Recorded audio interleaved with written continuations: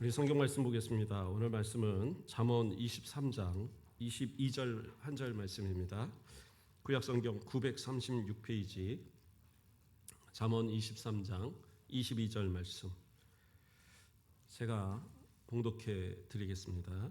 너를 낳은 아비에게 청종하고 내 늙은 어미를 경히 여기지 말지니라. 아멘. 시간 시온 찬양대 찬양 읽겠습니다.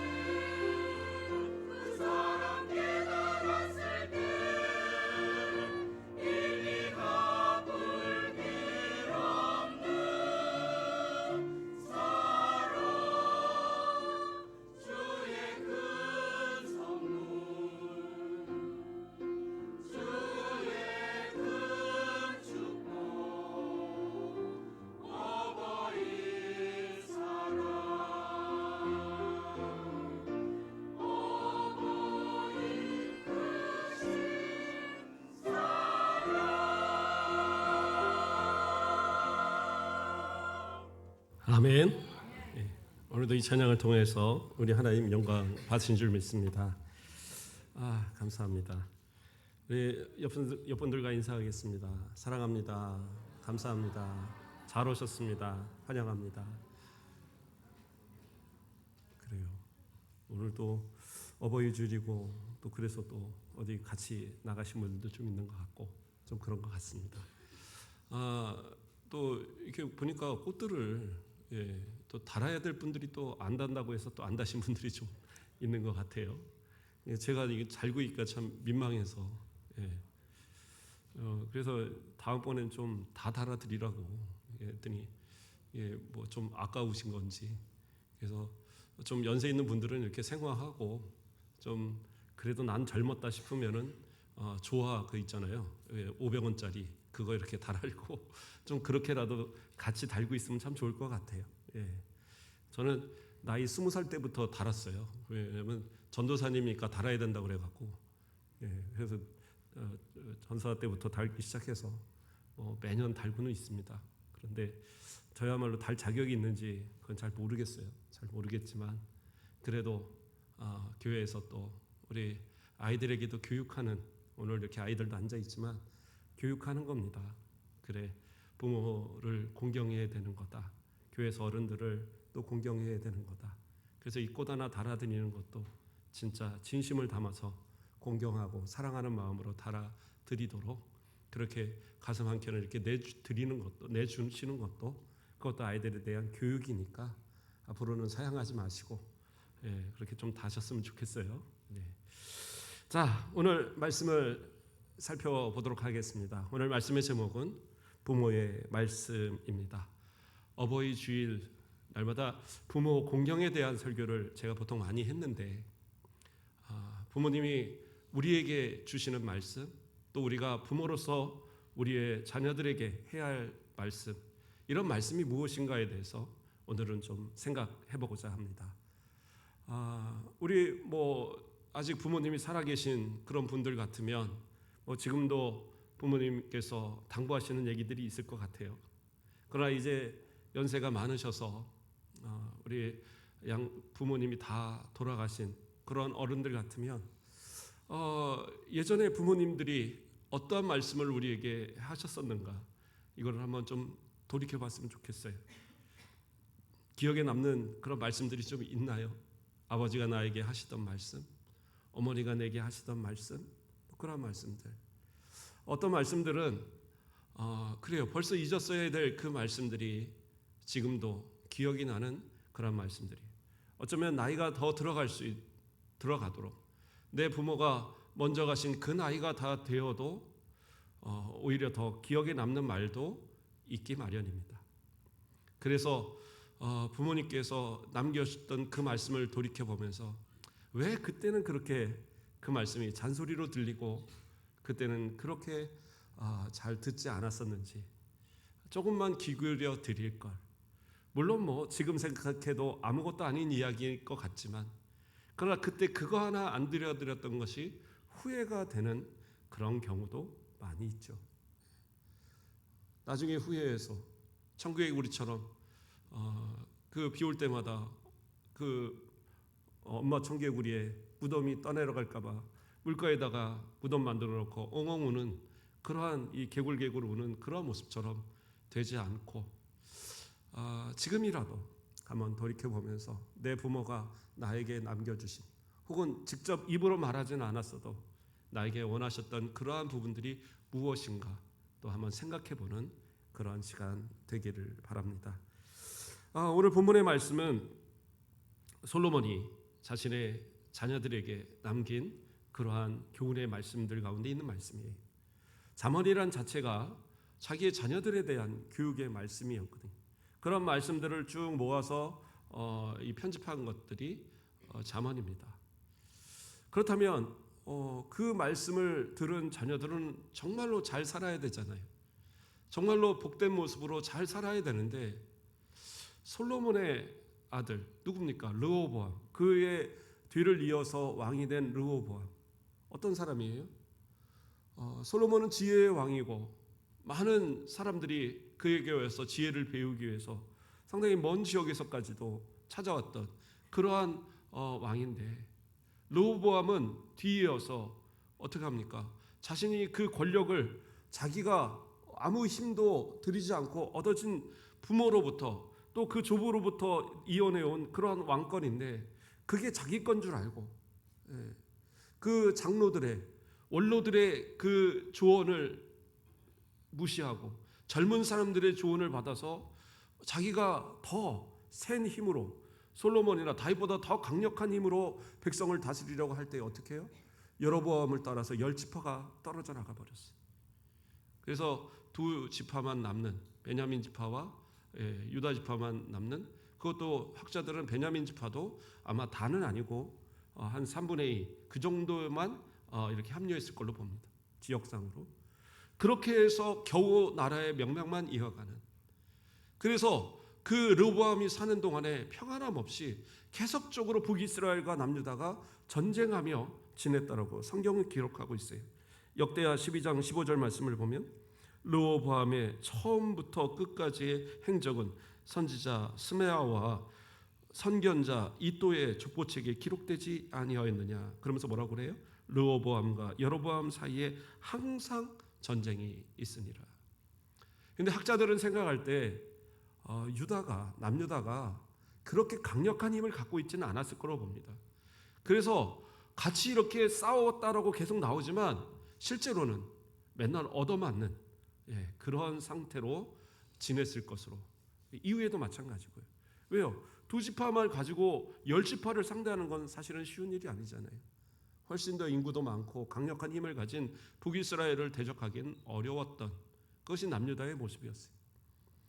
그렇게 약화되고 그렇게 몰락할 수밖에 없었던 이유가 뭐예요? 사실은 부모의 말을 무시했기 때문에. 솔로몬이 얼마나 많은 말씀을 남겼겠어요. 이 잠언 외에도 상당히 많은 말씀이 있고 전도서도 마찬가지로 남겨준 말씀이고, 그렇죠?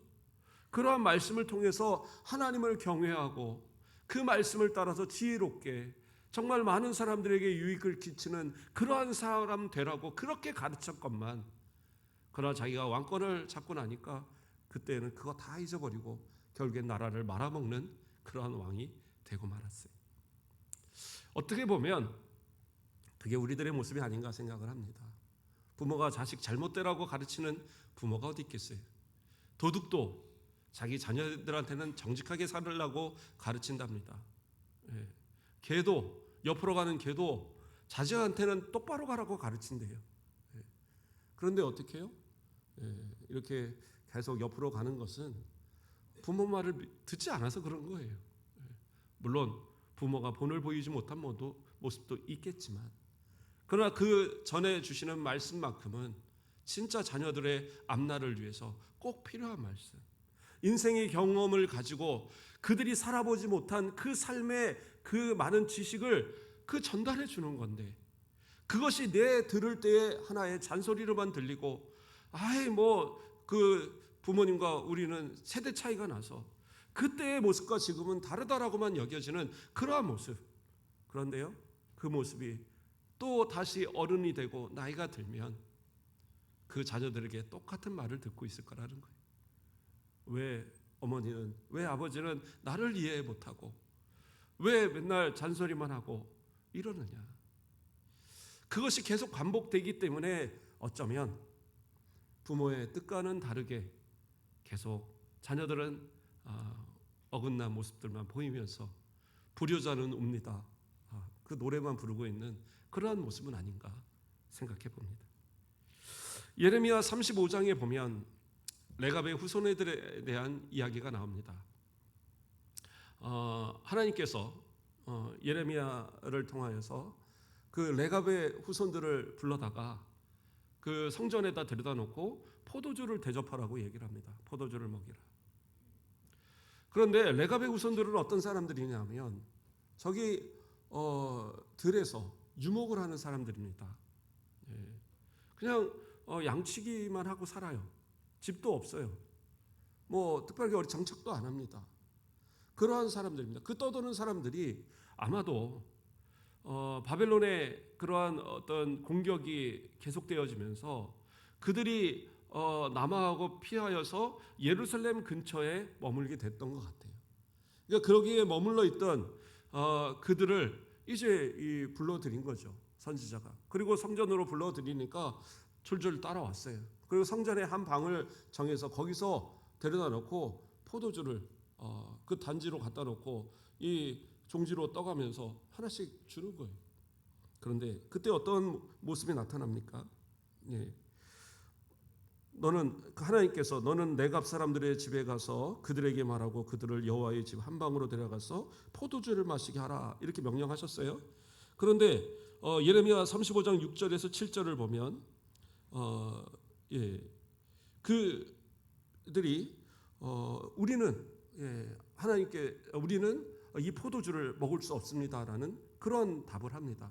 그래서 왜 그러냐고 그랬더니 우리 조상 레갑의 아들 요나답이 이 포도주를 먹지 말라고 그렇게 명했습니다. 그래서 우리는 먹지 못합니다. 근데 포도주만 먹지 말라고 한 게 아니에요. 뭐라고 나와요? 너희와 너희 자손은 영원히 포도주를 마시지 말며 너희가 집도 짓지 말며 파종도 하지 말며 포도원을 소유하지도 말고 너희는 평생 동안 장막에 살아라. 그리하면 너희가 머물러 사는 땅에서 너희 생명이 길리라. 이렇게 말씀했다라는 거예요. 이 말씀을 우리가 들었기 때문에 그래서 우리 레갑의 후손들은 요나답의 후손들은 우리는 이 포도주를 먹지 않습니다. 이렇게 답을 한 거예요. 그러면 이 요나답은 어떠한 사람이냐? 열왕기하 10장 15절에 보면 예후가 거기서 떠나가다가 자기를 맞이하러 오는 레갑의 아들 여호나답을 만난지라. 여기서 여호나답이 요나답입니다. 예. 그러니까 이것을 축약해서 부른 게 요나답이라는 거예요. 그런데 이 여호나답, 다시 말해서 요나답을 만났는데 그 사람이 바로 이 예후를 만나서 무엇을 했느냐? 예후가 이 요나답과 함께 아합 가문을 몰락시키는 그 일에 앞장섰고, 그리고 그 모든 관계단 사람들을 다 척결시켰어요. 다 죽여버렸어요. 그리고 더 나아가서는 바알 신앙, 그 아세라 바알 신앙, 이러한 그 우상의 모든 신앙들을 다 척결하기 위해서 모든 제단을 다 파하고 그 모든 선지자들을 죽이고 완전히 쓸어버렸어요. 이 북이스라엘에서. 대단한 일을 한 거잖아요. 예후의 일을 도와서 오른팔로 역할하는 사람이 누구냐? 바로 이 요나답인 거예요. 요나답입니다. 근데 그 사람이 왜 그러면 예후를 통해서 그렇게 큰 일을 감당했으면 한 자리 할 수 있을 거 아니에요. 그렇잖아요.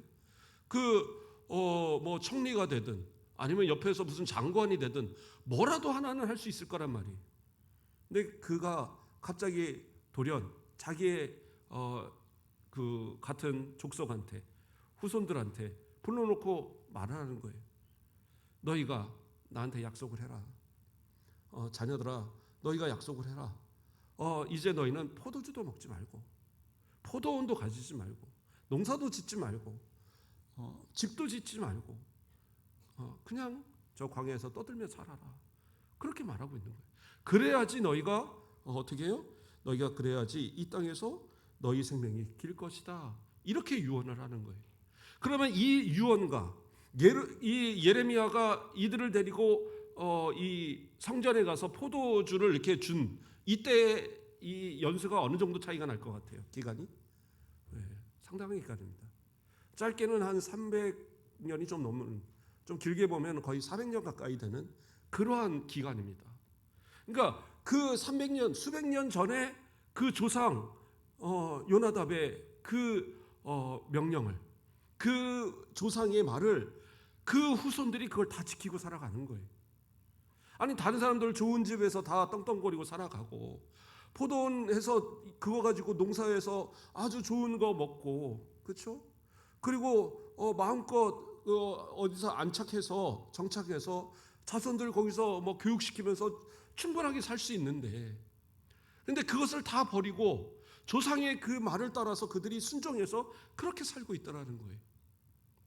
하나님께서 물론 이것을 보여주신 것은 조상의 말 따라서도 저렇게 지키는데 하나님의 말씀을 어기는 이 백성을 어떻게 될 거냐고 한탄하시면서 그러한 말씀을 하시는 내용 가운데 이것을 보여주신 건데, 그런데 우리는 한번 생각을 해봅시다. 우리는 우리의 부모의 말을 어떻게 받아들이고 있는지. 과연 요나답은 왜 이 후손들에게 이러한 것을 유언을 남겼을까요? 정확한 근거는 성경에 나오지 않습니다. 나오지 않는데 학자들이 어떤 학자들은 이것을 이제 추정을 하는 거예요. 먼저는 예후와 함께 그러한 종교개혁을 일으키고 또 이 아합의 가문들을 다 몰아내고 그러한 일까지는 잘했어요. 잘했는데 첫째는 여로보암부터 내려오는 금송아지, 베델과 단에 있는 금송아지를 없애지 않았어요. 그러니까 그것은 그들이 어떤 생각으로 그것을 두느냐? 이거는 여호와 하나님이라고 생각하고 그들은 그걸 섬긴 거거든요. 그렇기 때문에 다른 우상은 다 없앴는데 그걸 없애지 않아요. 그럼으로써 하나님께서는 어떻게 해요?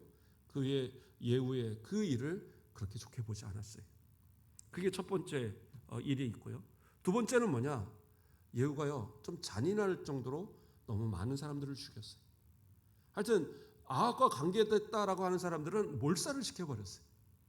그래서 그러한 모습 가운데 바로 이 요나답이 실망을 하였을 것이다.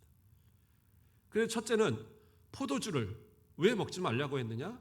이 포도주는 대부분 우상 숭배와 관련이 있습니다. 물론 뭐 그것이 그 당시에 어떤 음료라든가 이러한 역할을 했기 때문에 뭐 일반적으로도 먹기도 했을 거예요. 그러나 이것이 술로 발효가 된 이것을 먹게 되면 대부분 어떤 이방 그 신을 섬기는 그러한 신의 신전에서 제사를 드릴 때 제의적 행위로서 그 술들을 사용하고 먹고 취해갖고 거기서 광란의 그런 아주 난잡한 그러한 행위들을 한단 말이에요. 그래서 그러한 우상에 빠지지 않게 하기 위해서, 그러한 타락한 문화에 빠지지 않게 하기 위해서 요나답은 자신들의 후손들에게 첫째는 포도주를 먹지 말라고 한 거예요. 그리고 또 포도원이나 이런 것을 만들지 말도록 한 것은 또 무엇이냐? 결국엔 그것이 정착하고 그러한 농사를 하고 하면서 결국에 뭐예요? 그 지역에 있는 또 우상을 섬기는 그런 사람들에게 농사의 신, 뭐 바알, 아세라 다 농사와 관련된 그러한 우상들이거든요. 그러니까 그러한 풍요를 위해서 그들과 교류하면서 또 우상을 받아들일까봐. 그러니까 포도원도 하지 말아라. 농사도 짓지 말아라. 그럼 뭐 하고 살아요? 들에 가서 양 키우면서 소 키우면서 그러면서 유목하면서 살으라는 거예요. 집을 짓지 말라는 것도 마찬가지예요. 집이 있으면 자꾸 욕심이 생기니까 더 많은 것들을 얻으려고 또 권력을 가지려고 명예를 갖다 보면 어떻게 해요? 결국에서 이 정치에 서로 이 힘겨루기 가운데 어떻게 예후에게 척결당한 그 수많은 사람들처럼 어떻게 보면 단순하게 그냥 목숨을 부지하기 위해서 따랐던 사람들까지도 상당히 많은 수가 죽어가는 걸 보면서 너희는 아예 그런 정치에 아예 관여하지 않도록 그냥 저 들에서 살아가라. 이렇게 이야기한 거예요. 그러면서 오직 하나님만 섬기고 믿음 가운데 살면 그러면 어떻게 해요? 이 땅에서 너희가 오랫도록 아주 이렇게 건강하게 살아갈 수 있는 그런 길이 있다라고 말하는 거예요. 그러니까 더 나아가서는 이 요나답은 이 땅에 소망을 두지 말고 저 영원한 천국에 소망을 두고 저 하늘나라에 소망을 두고 살아가도록 하나님만 의지하고 살아가도록 그렇게 그 후손들에게 가르쳐주고 있는 그러한 신앙의 유언과 같은 그러한 명령이다라는 거예요. 그러니까 이 명령을 따라서 그들은 철저하게 그것을 지키면서 살아갔던 겁니다. 그런데 또 학자들 가운데 그런 얘기를 합니다. 이것이 결국엔 어떻게 나타나느냐? 어떠한 복으로 나타나느냐? 바벨론이 이 예루살렘을 멸망시키고 남유다를 완전히 다 멸망시켰을 때 그때 수많은 사람들을 다 포로로 끌고 가는데 그때 포도원들이 있었어요. 질비한 그 예루살렘 근처에. 그때 그것을 누구한테 맡깁니까? 비천한 자들한테 맡겨요. 그래서 그것을 관리하도록, 그것을 농사짓도록 그렇게 이제 맡겨둡니다. 그래야지 거기서 얻어진 걸 가져갈 거 아니에요. 그래서 학자들은 바로 그 비천한 자들이 누구냐? 집도 절도 없이 돌아다니는 그러한 유목을 하고 있는 그들. 그러니까 이들한테 뭐 뺏을 게 없어요. 뺏으면 무슨 양과 소를 뺏을 수는 있겠지만 지금 전쟁을 하는 이유는 뭐예요? 정복 사업인데 정복의 대상이 아니에요. 그러니까 니네들 여기 와서 포도원 관리해. 그래서 목숨을 부지한 이들이 바로 그 레갑의 후손들일 것으로 보는 사람들이 있어요. 더 나아가서는 예수님께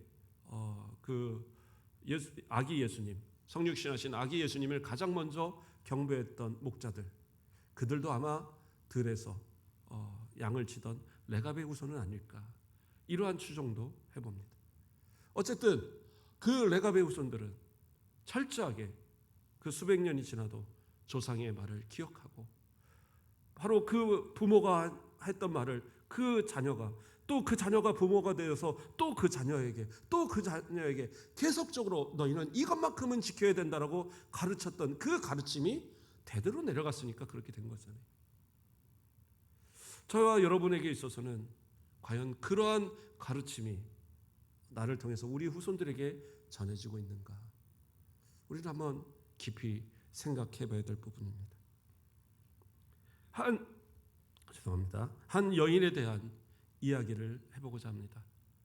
어떤 여인이요, 시집을 갔습니다. 그랬는데 그 집이 믿지 않는 집이에요.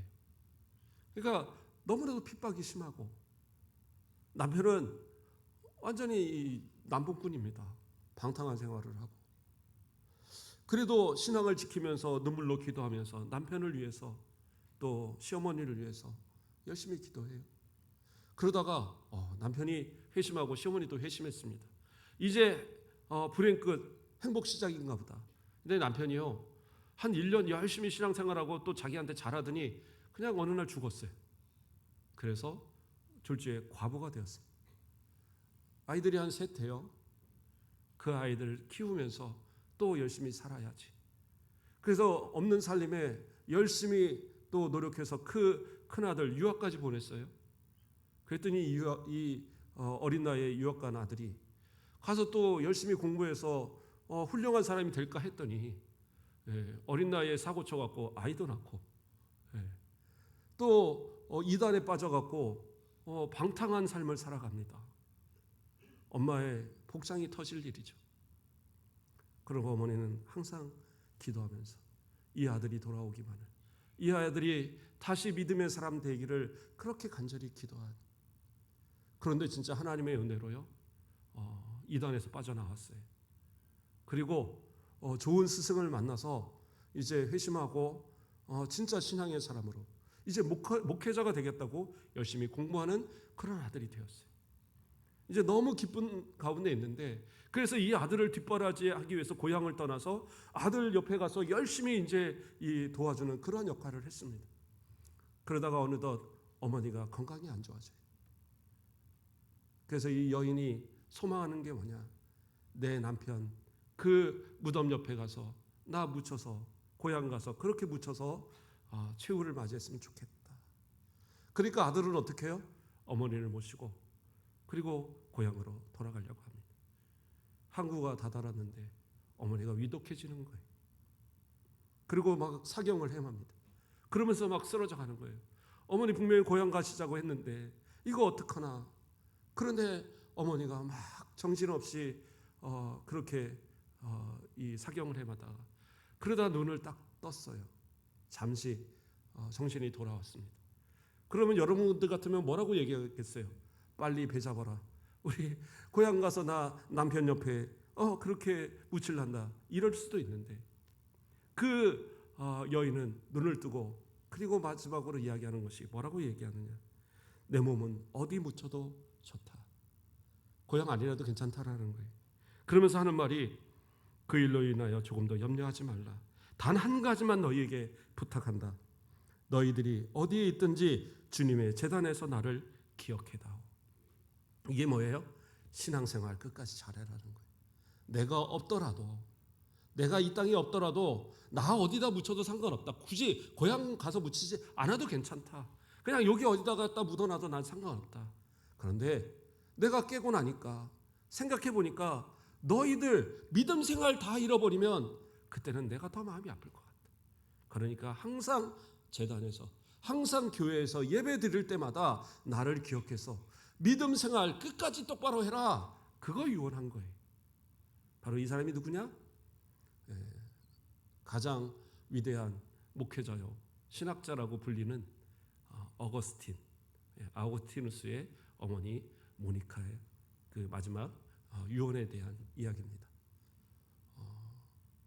어떻게 보면 우리 어른들처럼 그렇게 힘들고 어려운 삶을 살았던 여인이죠. 새벽마다 기도하는 어머니의 기도, 또 힘들어도 가서 자식 키우겠다고 그 몸이 부서져라 수고하면서 그 자녀를 키우는, 그 공부시키겠다고 또 없는 살림 빚내어 가면서 학교 보내고, 그리고 이제 좀 큰나보다 했더니 장가가고 시집간다고 집 해달라고 세간해달라고 예단해야 된다고, 그래서 또 없는 살림 또 다 해서 보내고, 그리고도 모자라서 또 나중에 가서 사업 보태달라 이것 해달라 날마다 달라고만 하는 그러한 자식들, 어느덧 나이가 들어서 보니까 이제는 명절 되어도 바쁘다고 잘 안 나타나는 그러한 경우도 있고, 그러다가 진짜 우리가 하늘나라 가면 그때 자녀들은 어떻게 해요? 제가 장례식을 정말 많이 집례해봤거든요. 그때마다 엉엉 우는 분들이 있어요. 내가 부모님한테 좀 더 잘할걸. 그리고 거기서 목 놓아 울면서 불효자는 웁니다. 막 그래요. 그런데 그 모습이 어떻게 보면 부모의 그 수많은 노력과 헌신을 통해서 만들어졌는데, 그 젊을 때에는 그 부모의 그 사랑, 그 은혜에 대해서 크게 생각하지 못하고 항상 계실 것 같았던 그 부모가 어느 순간 연약해지고 또 먼저 가시는 그런 일들이 생기는 거죠. 그런데 부모로서 그래요. 많은 것을 남겨주고 많은 것을 그렇게 헌신하는 거 다 좋은데, 과연 그들에게 남겨준 것이 우리가 그 헌신했던 것이 자녀들에게 어떤 유익이 될까? 많이 가르쳐 주는 거 그거 중요하죠. 중요합니다. 그런데 그 많이 배우는 것을 가지고 그들이 다 성공하고 다 훌륭한 사람이 되냐? 그건 아니에요. 먹고 사는 것도 힘든 이 세상 살다 보면 그냥 열심히 그냥 사는 것뿐이지 특별하게 많이 배웠다고 해서 나은 것도 없고, 돈을 많이 남겨주면 좋으냐?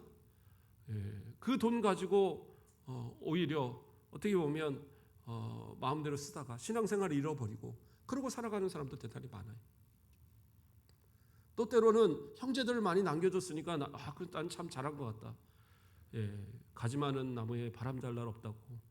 형제들 많아봐야 또 위에 있게 지나는 가정도 많이 있지만 다투고 서로 얼굴도 안 보고 몇 년이 지나도 고개 돌리고 살아가는 가정도 상당히 많아요. 그러면 부모로서 남겨줄 수 있는 게 과연 무엇일까? 그렇게 헌신하며 수고하면서 저는 그래도 재산 이제 우리 후손들한테 많이 남겨놨는데요. 저 가면은 그거 가지고 다 나누고 살 겁니다. 다 그렇게 살 것 같아도요. 제가 장례식 때마다 맨 마지막에 항상 부탁하는 거, 저 화장장에 제가 화장장 갈 때 여러분들 많이 안 모시고 가죠. 무슨 당부하냐면 서로 다투지 말라고. 부모가 남겨놓은 작은 재산 갖고 절대 다투지 마시라고.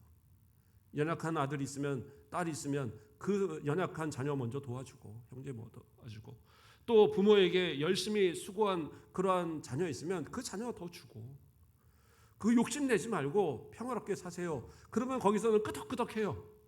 근데 돌아서서는 그 작은 것 때문에 서로 싸웠다는 얘기들이 들려오면 참 마음이 아프더라고요. 그래서 재산도요, 돌아가시기 전에 다 정리하고 나눠주면 좋죠. 근데 어떤 분들은 그래요. 나눠주고 나면 안 나타나요, 자식들. 그래서 또 붙들고 있어야 된다는 거예요. 참 서글픈 이야기죠. 근데 이 모든 것들 다 좋습니다. 어떤 것도 정답은 없죠. 많이 남겨줘서 후손들이 더 잘 되는 경우도 있고, 자식들 많이 낳아줘서 서로 협력해서 잘 사는 경우도 있고, 좋은 경우가 더 많을 겁니다. 그런데 제가 말씀드리고자 하는 것은 진짜 우리 부모가, 믿음의 부모가 우리 후손들에게 남겨줘야 할 게 뭐냐 이거예요. 저는 그 모니카가 그 마지막 유언을 하는 그 내용을 읽어보면서 우리가 어떤 모습을 남겨야 될까에 대한 생각을 좀 깊이 하게 되더라고요. 자녀들에게 과연 우리는 무엇을 남겨줘야 되느냐? 신앙의 어떤 그러한 뿌리를, 신앙의 말씀들을 과연 우리 자녀들에게 나는 남겨주고 있느냐? 한번 생각해 보세요. 그래요. 나는 믿어서 지금 이렇게 예배드리고 하나님 나라 가요.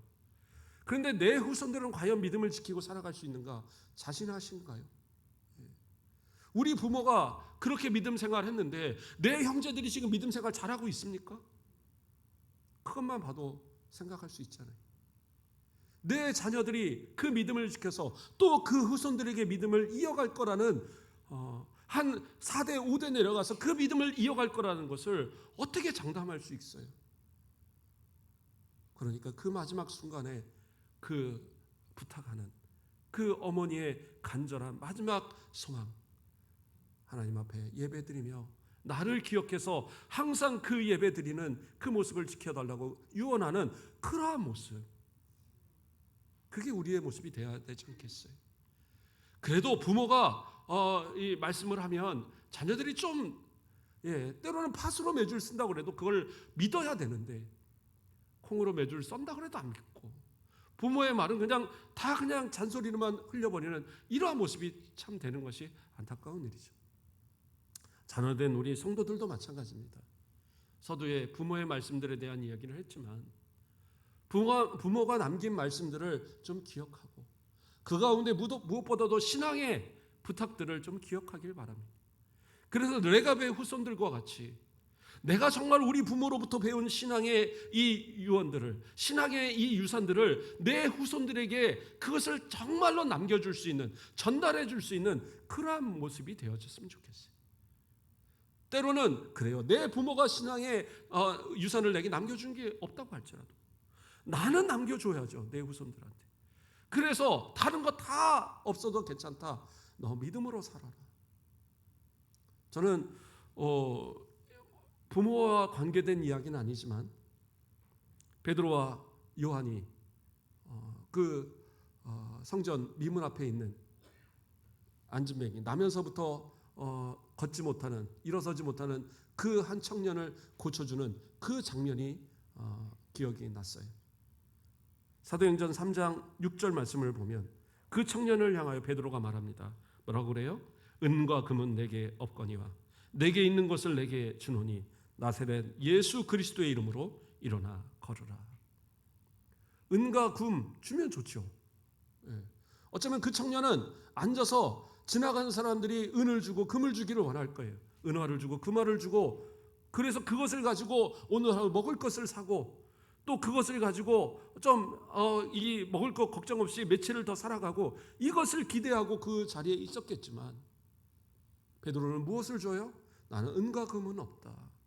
그러나 너에게 내게 있는 건 너에게 준다. 뭐예요? 나사렛 예수 그리스도의 이름, 나사렛 예수의 이름을 준다라는 거예요. 그 이름을 받았을 때 그들은 어떻게 해요? 그는 어떻게 해요? 일어나 걸으라고 하니까 그가 일어나요. 오른손을 잡아 일으키니까 발과 발목이 곧 힘을 얻고 뛰어 서서 걸으며 뭐예요? 힘을 얻어 걸었어요.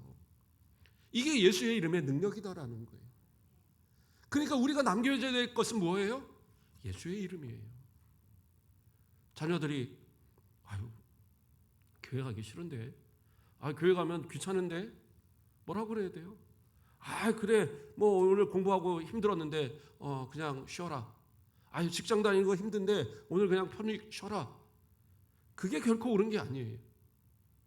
직장보다 귀한 것이 예수 그리스도다. 공부보다 귀한 게 예수님의 이름이다.